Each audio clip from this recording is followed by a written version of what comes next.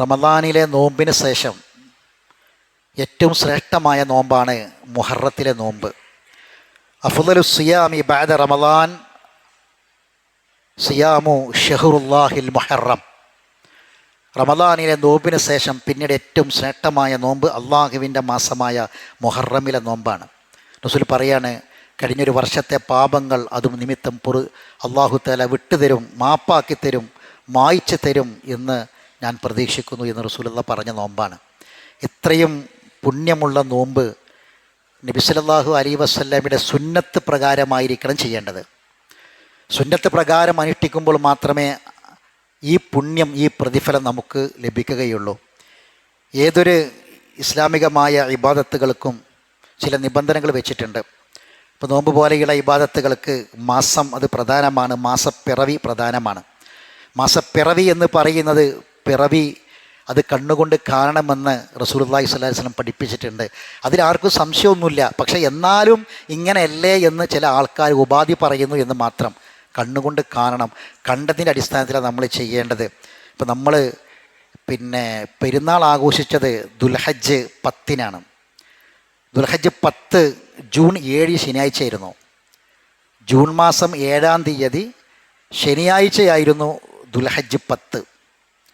അപ്പോൾ അത് പ്രകാരം ദുൽഹജ്ജ് 29 വരുന്നത് ജൂൺ 26-നാണ്. ജൂൺ 26-നാണ് ദുൽഹജ്ജ് 29 വരിക. എല്ലാവർക്കും പെരുന്നാൾ കേരളത്തിൽ എല്ലാവർക്കും ഒരേപോലെയായിരുന്നു. ബലി പെരുന്നാൾ എല്ലാം ഒരേ ദിവസമായിരുന്നു. അപ്പോൾ അത് പ്രകാരം ജൂൺ മാസം 7-നാണ് നമ്മൾ ആഘോഷിച്ചത് പെരുന്നാൾ. അത് പ്രകാരം ദുൽഹിജ്ജ 29, ജൂൺ 26 വ്യാഴാഴ്ച വരിക. വ്യാഴാഴ്ച മാസം നോക്കാൻ പറഞ്ഞു. മാസം നോക്കി കണ്ടില്ല. അപ്പം ദുൽഹിജ്ജ 30 പൂർത്തിയാക്കി. ജൂൺ 28 ശനിയാഴ്ച മുഹറം 1-ആയി. ജൂൺ 28 മുഹറം 1-ലേക്ക് പ്രവേശിച്ചു. അത് പ്രകാരം വരുമ്പം 9-ഉം 10-ഉം ഞായറാഴ്ചയും തിങ്കളാഴ്ചയാണ് വരിക. സംശയമൊന്നുമില്ല.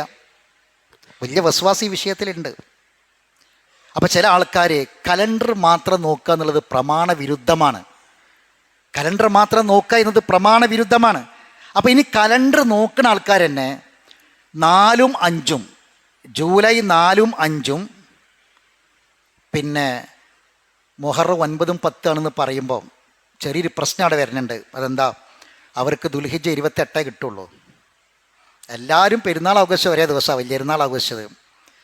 അപ്പോൾ 4-ഉം 5-ഉം ആണെന്ന് പറയുമ്പം ദുൽഹജ്ജ് അവർക്ക് 28 ദിവസമേ കിട്ടുള്ളൂ. കലണ്ടർ പ്രകാരം നോക്കുന്നവർക്ക് 28 ഒരു അറബി മാസം ഉണ്ടാവുമോ? ഉണ്ടാവാൻ പാടില്ല.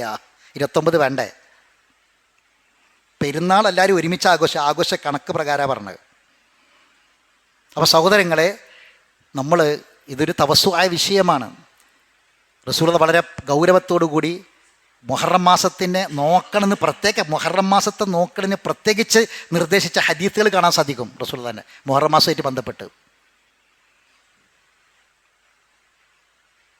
അപ്പോൾ നമുക്ക് അത്തരത്തിലുള്ള കാര്യങ്ങളൊക്കെ പ്രമാണത്തിൻ്റെ അടിസ്ഥാനത്തിൽ മനസ്സിലാക്കി അതിൽ ഉറച്ചു നിന്ന് റബ്ബിൻ്റെ പ്രതിഫലം ആഗ്രഹിച്ചുകൊണ്ട് അള്ളാഹുവിൻ്റെ നോമ്പ് അനുഷ്ഠിക്കുക. ഇല്ലെങ്കിൽ എന്താണെന്ന് വെച്ചാൽ ഇപ്പോഴത്തെ അവസ്ഥ എന്താണെന്ന് പറയും, ഇതിൽ റസൂലുള്ളാഹിൻ്റെ സുന്നത്ത് വിട്ടപ്പം ഇപ്പം ചില ആൾക്കാർക്ക് പെരുന്നാൾ ഒരു ദിവസം കഴിഞ്ഞിട്ട് ഒരു ദിവസം ഇടവേള എടുക്കേണ്ടി വരികയാണ്. ഈ കലണ്ടറും കണക്കൊക്കെ നോക്കിയിട്ട് അവസാനം എടുക്കാൻ വരുന്നത് ഒരു ദിവസം ഇടവേള എടുത്തിട്ട് പിന്നെ പെരുന്നാൾ ജനങ്ങളോടൊപ്പം നോമ്പോ അതിന് പ്രശ്നമില്ല, അതും ജനങ്ങളോടൊപ്പം ആവണ്ടേ. അപ്പം സുന്നത്ത് എവിടെയാണ്? പ്രമാണം വിട്ടാൽ ഇത് വഹിയാണ്, അള്ളാഹിൻ്റെ വഹിയാണ്. ആ വഹിയിന് ഒരു ന്യൂനത ഉണ്ടാവില്ല. വഹി വിട്ടിട്ട് നമ്മൾ അഭിപ്രായം നോക്കിയാൽ അങ്ങനെ ആയിക്കൂടെ എങ്ങനെ ആയിക്കൂടെ നോക്കിയാൽ തെറ്റിപ്പോകും, അത് അപൂർണമാകും. അതിൽ യാതൊരു തർക്കമില്ല. അതൊരു സഹോദരങ്ങളെ, വരുന്ന ഞായറും തിങ്കളുമാണ്